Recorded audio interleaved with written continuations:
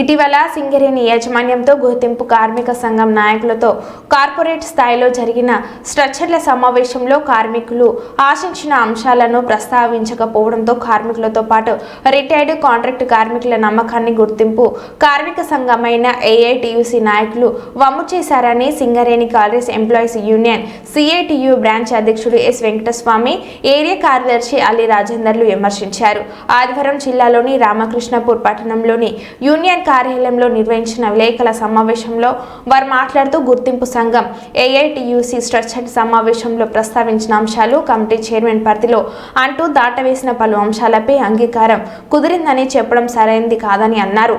కార్పొరేట్లో జరిగినట్టుగానే area స్థాయి structure సమావేశంలోనూ యాజమాన్యంతో పూర్తి స్థాయిలో గుర్తింపు కార్మిక సంఘం ఏఐటియుసి నాయకులు సమస్యలపై ఒప్పించలేకపోయారని ఆరోపించారు. దాన్ని కొనసాగించే విధంగా ప్రయత్నాలు జరగలేదు. ఇప్పుడు అదే విషయాన్ని కూడా మేము మాట్లాడమని చెప్తారు. చాలా సంతోషం.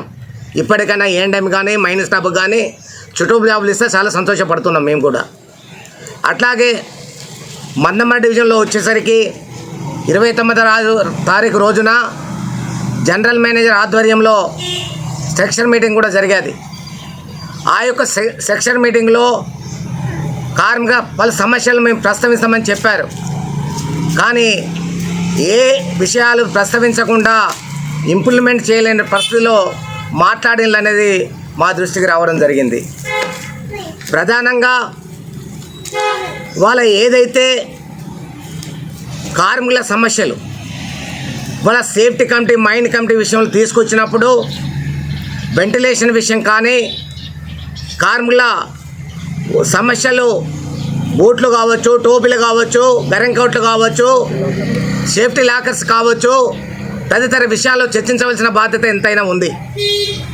అదే కాదు, ఇవాళ జీఎం పరిధిలో ఇవాళ కార్మికులు వెళ్ళేటువంటి రోడ్లో వీధి లూపాళ్ళు తప్పనిసరి ఏర్పాటు చేయాలి. ప్రతి కార్మికులు వెళ్ళేటప్పుడు యాక్సిడెంట్ అయ్యే అవకాశాలు కనపడుతున్నాయి. దాని కూడా చర్చించవలసిన బాధ్యత ఉంది. అదే కాదు, ఈ చలికాలం వచ్చిన తర్వాత కూడా ప్రతి ఒక్క కార్మిక గరంకోట్లు అందియాలి. కోట్ల రూపాయలు ఖర్చు పెడుతున్నటువంటి యాజమాన్యం కార్మికులకు ఇచ్చేటువంటి పరిస్థితిలో లేదు అనే పద్ధతిలో వ్యవహరించడం కరెక్ట్ కాదని కూడా మీరు నిలదీయాలని చెప్తున్నాం. ఇవాళ ప్రధానంగా ఇవాళ కార్పొరేట్ లెవెల్లో కూడా ఇవాళ 2011 నుంచి పెరిస్క్రిప్షన్ ఇన్కమ్ ట్యాక్స్ మినహాయించాలని దాని మీద మేము పోరాటం చేస్తామని చెప్పారు.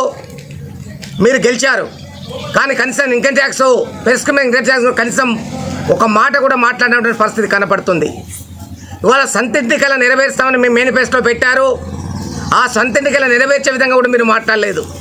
అంటే ఆ డిస్కస్ కూడా మీరు వాళ్ళ దృష్టికి తీసుకురాలేదు. అంటే ఇవాళ కార్మిక సమస్యలు పరిష్కరించే విధంగా మీరు ప్రయత్నం చేయలేదని మేము అభిప్రాయపడుతున్నాం. ఇప్పటికైనా ఇవాళ ఏదైతే కార్మికుల సమస్య నిరంతరంగా ప్రతి నెల జేఎం పరిధిలో ఉన్న సెక్షన్ మీటింగ్లో కార్మిక సమస్య పరిష్కరించే విధంగా మీరు ప్రయత్నాలు చేయాలి తప్ప ఇంకోటి కాదని తెలియపరుస్తున్నాం. ఇవాళ ప్రతిపక్షంగా ఉన్నటువంటి ఇవాళ గెలిచినటువంటి రిప్రజెంటేటివ్ యూనియన్ కూడా ప్రభుత్వం అండగా ఉంది. మీ ప్రభుత్వం ద్వారా కూడా కార్మిక సమస్యలు పరిష్కరించే విధంగా మీరు ప్రయత్నాలు చేయాలని కూడా మేము ఐఎన్టీయూసీ తెలియపరుస్తున్నాం.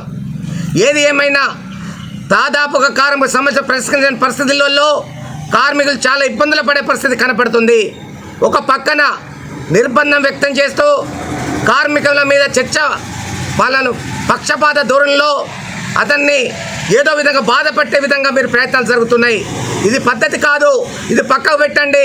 ప్రతి కార్మికుడు కూడా మేలు చేసే విధంగా ప్రతి కార్మిక సమస్యలు పరిష్కరించే విధంగా మీరు ప్రయత్నాలు చేయాలి తప్ప ఇంకోటి కాదు. అట్లాగే ఇవాళ మేము సిఐటి యూనియన్గా నిరంతరంగా కార్మికుల సమస్యల మీద మేము అడిగినప్పుడు మమ్మల్ని విమర్శించాలనే భావన మీలో వస్తుంది. మిమ్మల్ని విమర్శించాలనే ఉద్దేశం మాకు కాదు. కార్మికుల సమస్యలు పరిష్కరిస్తే మేము సంతోషపడతాం. రాబో రోజుల్లో కూడా మీరు కార్మిక సమస్యలు పరిష్కరించి మళ్ళీ ఎలక్ట్ అయ్యే విధంగా మీరు ప్రయత్నాలు చేయాలి. దానికి మేము వ్యతిరేకం కాదు.